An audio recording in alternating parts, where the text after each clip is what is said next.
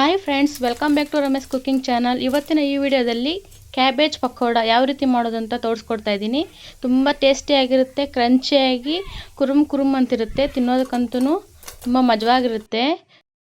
ಮಧ್ಯಾಹ್ನ ಊಟದ ಜೊತೆ ಆಗಲಿ, ಸಂಜೆ ಟೀ ಟೈಮಲ್ಲಿ ಈ ಥರ ಮಾಡ್ಕೊಂಡು ತಿನ್ನೋದ್ರಿಂದ ತುಂಬ ಟೇಸ್ಟಿಯಾಗಿರುತ್ತೆ. ತುಂಬ ಕಡಿಮೆ ಇಂಗ್ರೀಡಿಯೆಂಟ್ಸು, ಬೇಗನ ಆಗುತ್ತೆ. ಇದನ್ನ ಯಾವ ರೀತಿ ಮಾಡೋದಂತ ನೋಡೋಣ. ಮೊದಲಿಗೆ ಒಂದು ಕ್ಯಾಬೇಜ್ ತೊಗೊಂಡಿದ್ದೀನಿ ನಾನು. ಕಟ್ ಮಾಡಿ ಈ ಥರ ಉದ್ದುದ್ದಿಗೆ ಸಣ್ಣಗೆ ಕಟ್ ಮಾಡ್ಕೋಬೇಕು. ಒಂದು ಬೌಲ್ ಅಷ್ಟು ತೊಗೊಂಡಿದ್ದೀನಿ ನಾನು. ಈ ಥರ ಸಣ್ಣಗೇ ಇರಬೇಕು. ಇದನ್ನು ವಾಶ್ ಮಾಡಿ ಒಂದು ಬೌಲ್ಗೆ ಹಾಕ್ಕೊಂಡಿದ್ದೀನಿ ನಾನು. ಹೀಗೆ ಇದ್ರ ಜೊತೆಯಲ್ಲಿ ಒಂದು ಮೀಡಿಯಮ್ ಸೈಜು ಈರುಳ್ಳಿ ಕಟ್ ಮಾಡಾಕೊತಾ ಇದ್ದೀನಿ. ನೀವು ಈರುಳ್ಳಿ ಬೇಡ ಅನ್ನೋರು ಸ್ಕಿಪ್ ಮಾಡ್ಕೋಬೋದು, ಬಟ್ ಹಾಕ್ಕೊಂಡ್ರೆ ತುಂಬ ಟೇಸ್ಟಿಯಾಗಿರುತ್ತೆ. ಅದಕ್ಕೋಸ್ಕರ ಈ ಥರ ಕಟ್ ಮಾಡಿ ಒಂದು ಮೀಡಿಯಮ್ ಸೈಜ್ ಹಾಕ್ಕೊಳ್ಳಿ. ಈಗ ಸಣ್ಣದಾಗಿ ಕಟ್ ಮಾಡಿರುವಂತಹ 3 ಟೇಬಲ್ ಸ್ಪೂನ್ ಅಷ್ಟು ಕೊತ್ತಂಬರಿ ಸೊಪ್ಪು ಹಾಕ್ಕೊತಾ ಇದ್ದೀನಿ. ಸಣ್ಣದಾಗಿ ಕಟ್ ಮಾಡಿ ಹಾಕ್ಕೊಳ್ಳಿ.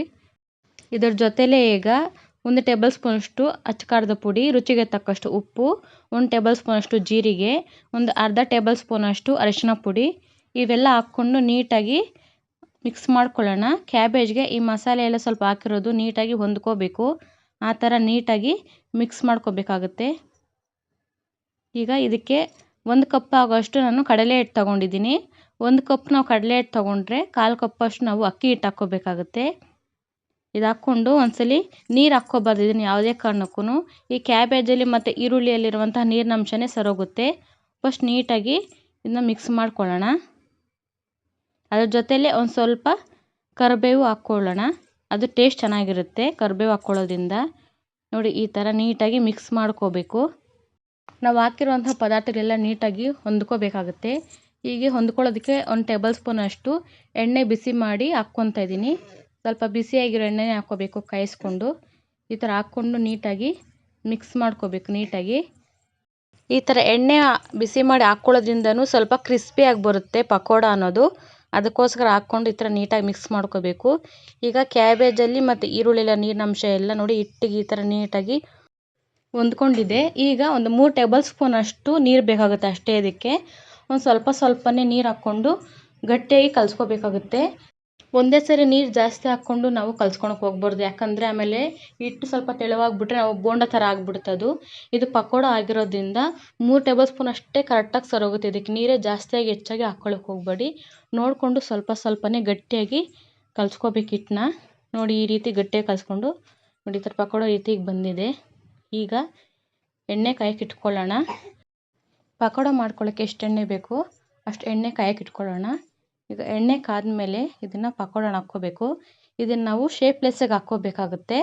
ನೀವು ಗುಂಡು ಹಾಕ್ಕೊಂಡ್ರೆ ಅದು ಬೋಂಡ ಥರ ಆಗಿಬಿಡುತ್ತೆ. ಪಕೋಡ ಆಗಿರೋದ್ರಿಂದ ನಾವು ಶೇಪ್ಲೆಸ್ಸಾಗಿ ಈ ಥರ ಹಾಕ್ಕೋಬೇಕು. ಹೈ ಫ್ಲೇಮಲ್ಲೇ ಇದನ್ನು ಕಾಯಿಸ್ಕೊಂಡು ಹಾಕ್ಕೋಬೇಕು.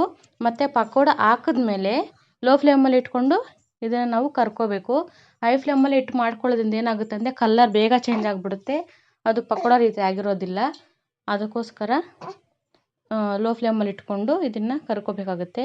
ಒಂದ್ಸಲಿ ಒಂದು ಬ್ಯಾಚ್ ಹಾಕಿದ್ಮೇಲೆ ಇದು ಇಟ್ಟು ಒಂದು 15 ನಿಮಿಷ ಆದರೂ ಬೇಕಾಗುತ್ತೆ ಲೋ ಫ್ಲೇಮಲ್ಲೇ ನೀಟಾಗಿ ಕರ್ಕೊಳ್ಳೋದಕ್ಕೆ.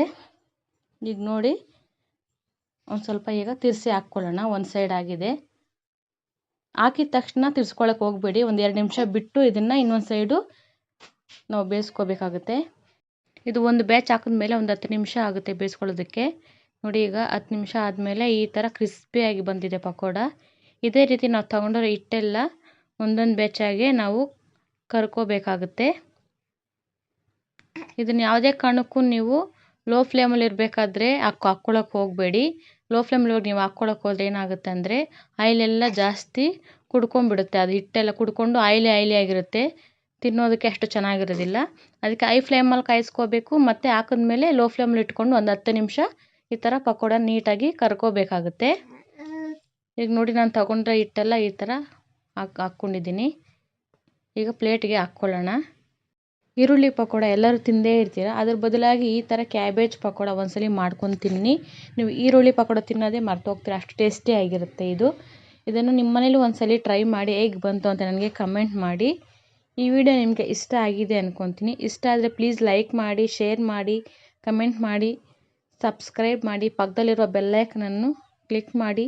ನಿಮ್ಮ ಫ್ರೆಂಡ್ಸ್ ಆ್ಯಂಡ್ ಫ್ಯಾಮ್ಲಿಗೆ ಈ ವಿಡಿಯೋನ ಶೇರ್ ಮಾಡಿ. Thank you.